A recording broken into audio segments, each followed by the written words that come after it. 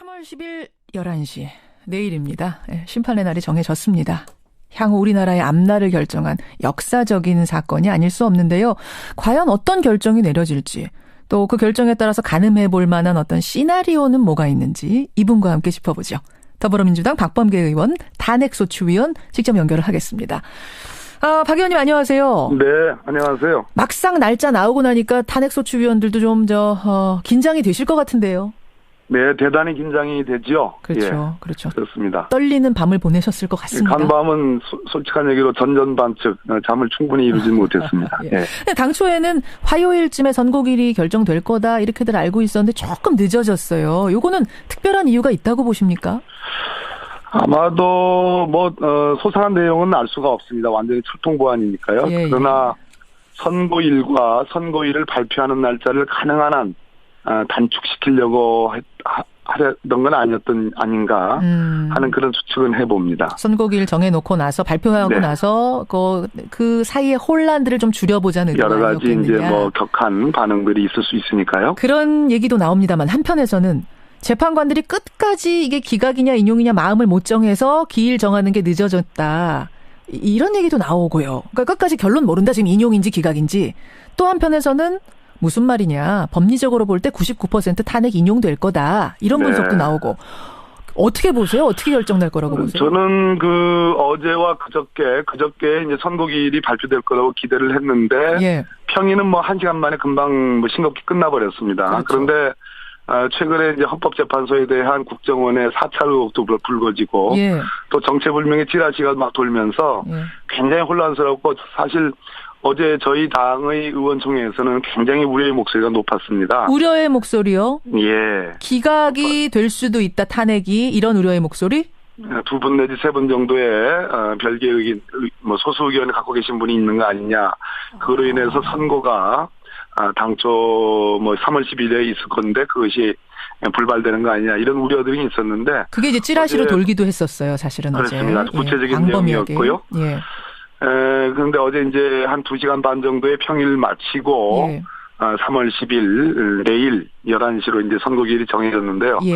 저는 세 가지 측면에서, 거의 탄핵이 인용될 가능성이 거의 확실하다라고 그런 판단을 내렸습니다. 그러나 다른 측면도 있습니다. 그 세 가지 측면을 먼저 말씀드릴까요? 그러시죠. 인용이 될 거라고 보는 일단 세 가지 근거는 뭔가요?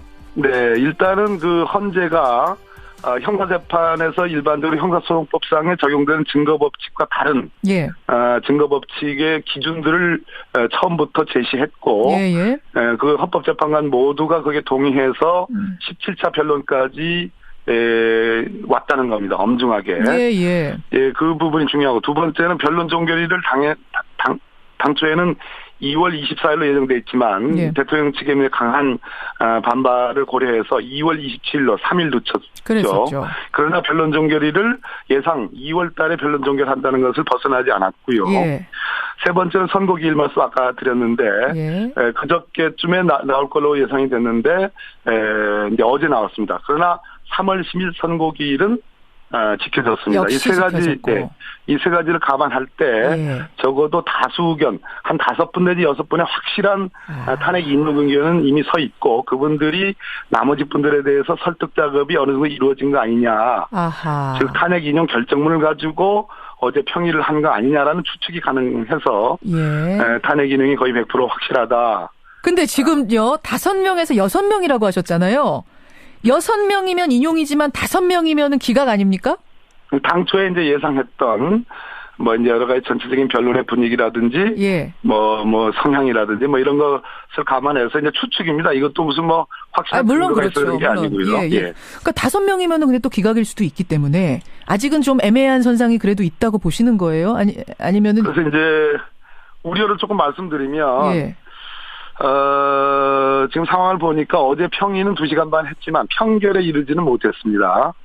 과거 통진당 해산 사태 때 이제 평결이라는 건 뭐냐면 최종적으로 주문을 놓고 탄핵을 인용하냐 기각하느냐에 대한 주문을 놓고 표결을 하는 겁니다. 표결을 하면 그 뒤로는 물론 이제 물릴 수가 없는 상황이 되는 거거든요. 그런데 그 평결에 이르지는 못했고 오늘도 평의를 한다고 알려져 있죠.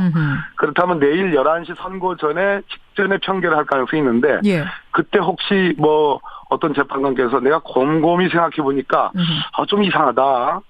좀 이거 좀 내가 소수견을 쓰고 싶다. 예. 난 소수견이다.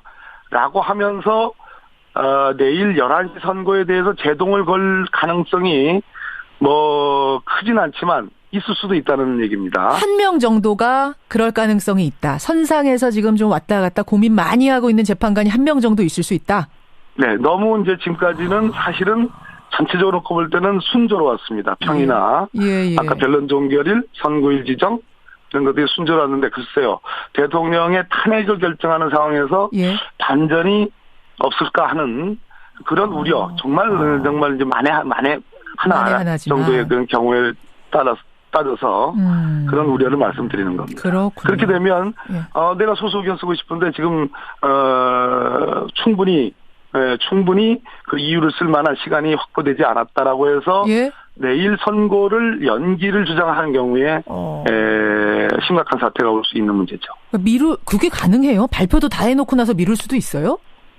지금 판결을 아까 주문에 대한 표결을 아직 이루어지지 않았기 때문에 내일 아마 10시나 뭐 9시나 그 투표를 할 때 하겠죠. 주문에 대해서 인용이나 기각이 할 때 나 곰곰이 생각해 보니까 나 좀 조금 더 생각할래. 한 번 더 시간을 달라 했을 때 나머지 재판관들께서 초기에 그 부분에 대한 강력한 그러면 안 된다라는 강력한 설득이 있어야지 내일 11시 선고가 안전하게 이루어지고 탄핵 인용 선고가 가능할 것이다. 이런 예측을 해봅니다. 선고기일이 미뤄질 가능성도 뭐 만에 하나지만 있고 또 한 명 정도가 지금 계속 고민하다가 끝에 기각 쪽에 손을 들어서 기각으로 결정 날 가능성도 뭐 기각이든 각하든 그럴 가능성도 배제할 수 없다.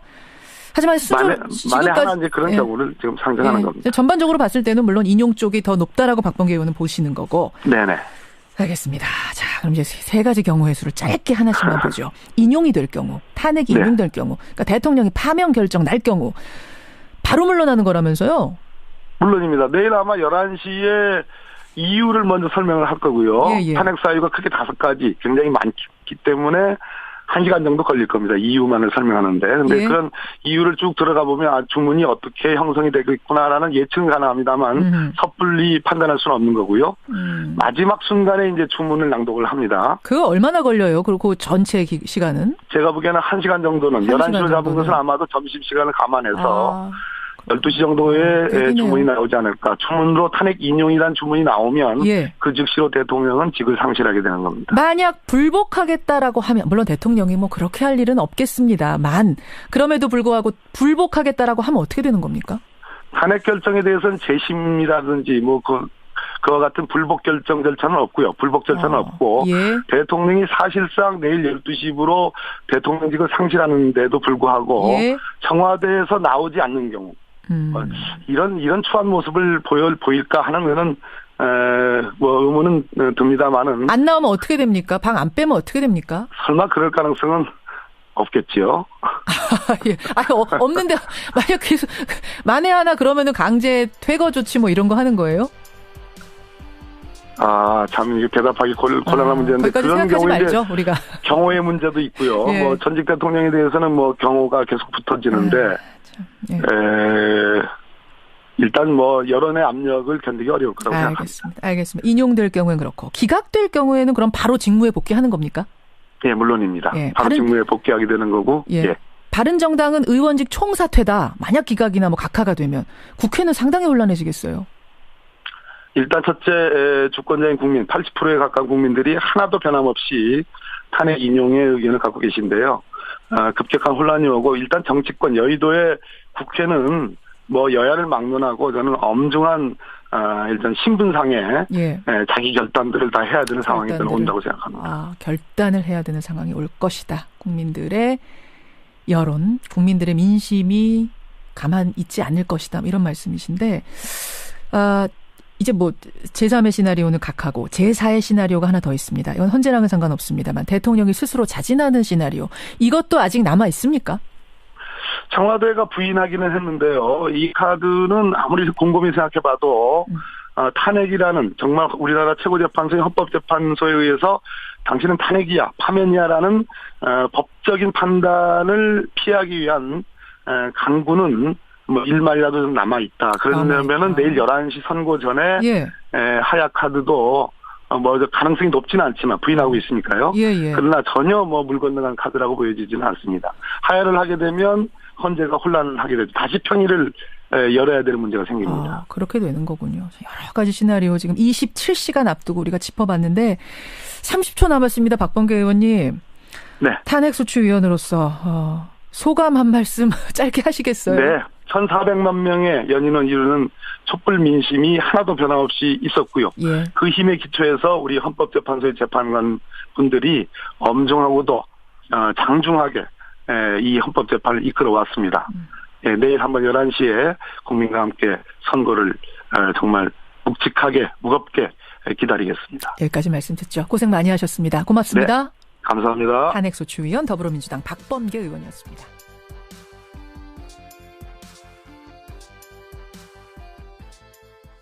까지 결론 모른다. 지금 인용인지 기각인지. 또 한편에서는 무슨 말이냐. 법리적으로 볼 때 99% 탄핵 인용될 거다. 이런 분석도 나오고. 어떻게 보세요? 어떻게 결정날 거라고 보세요? 저는 어제와 그저께 이제 선고기일이 발표될 거라고 기대를 했는데 평일은 뭐 1시간 만에 금방 싱겁게 끝나버렸습니다. 그런데 최근에 이제 헌법재판소에 대한 국정원의 사찰 의혹도 불거지고 또 정체불명의 찌라시가 막 돌면서 굉장히 혼란스럽고 사실 어제 저희 당의 의원총회에서는 굉장히 우려의 목소리가 높았습니다. 우려의 목소리요? 예. 기각이 될 수도 있다, 탄핵이. 이런 우려의 목소리? 2분 내지 3분 정도의 별개의 의견, 뭐 소수 의견을 갖고 계신 분이 있는 거 아니냐. 그로 인해서 선고가 당초 뭐 3월 10일에 있을 건데 그것이 불발되는 거 아니냐. 이런 우려들이 있었는데. 그게 이제 찌라시로 돌기도 했었어요, 사실은. 그렇습니다. 어제. 구체적인 내용이었고요. 그런데 어제 이제 한 2시간 반 정도의 평일 마치고 3월 10일 내일 11시로 이제 선고기일이 정해졌는데요. 저는 세 가지 측면에서 거의 뭐 탄핵이 인용될 가능성이 거의 확실하다라고 그런 판단을 내렸습니다. 그러나 다른 측면도 있습니다. 그 세 가지 측면을 먼저 말씀드릴까요? 그러시죠. 인용이 될 거라고 보는 일단 세 가지 근거는 뭔가요? 일이 결정될 거다 이렇게들 알고 있었는데 조금 늦어졌어요. 요거는 특별한 이유가 있다고 보십니까?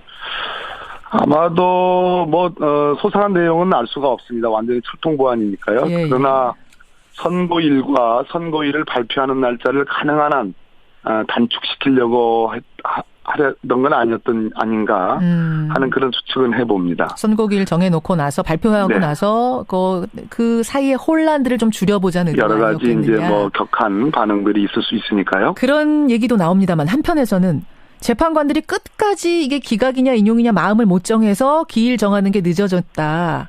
이런 얘기도 나오고요. 그러니까 3월 10일 11시 내일입니다. 심판의 날이 정해졌습니다. 향후 우리나라의 앞날을 결정한 역사적인 사건이 아닐 수 없는데요.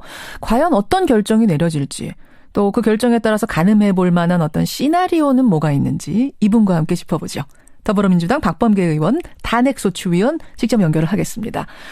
박 의원님 안녕하세요. 네, 안녕하세요. 막상 날짜 나오고 나니까 탄핵소추위원들도 좀 긴장이 되실 것 같은데요. 네, 대단히 긴장이 되죠. 그렇죠, 그렇죠. 그렇습니다. 떨리는 밤을 보내셨을 것 같습니다. 간밤은 솔직한 얘기로 전전반측 잠을 충분히 이루지 못했습니다.